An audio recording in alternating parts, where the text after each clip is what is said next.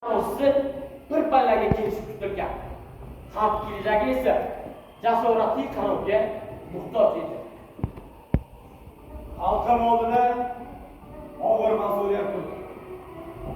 Mustaqillikni e'lon qilish oson, ammo uni saqlab qolish mashaqqatli. Orqamda millionlab xalqim bor.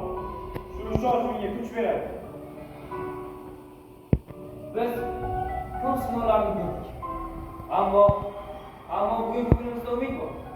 Biz sizga ishonamiz. Men bu ishonchni oqlashim shart. Bu yurt kelajagi farzandlarimiz qo'lida. Adolat bo'lmasa, taraqqiyot bo'lmaydi.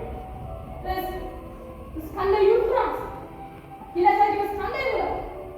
Agar bilimli bo'lsangiz, yurt kuchli bo'ladi. Agar vatanparvar bo'lsangiz, yurt bardavom bo'ladi. Men sizlarga ishonaman.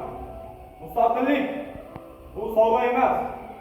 Uni chinakam mehnat bilan mustahkamlash kerak. Men bu yo'lda sizlar bilan.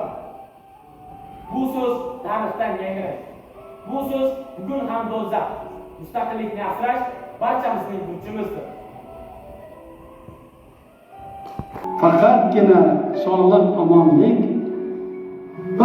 barcha niyat orzularingiz albatta ushalsin.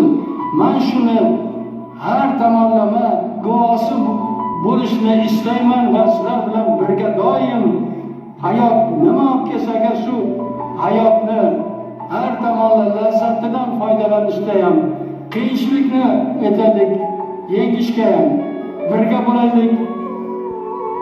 Albatta o'z murodimizga yetaylik.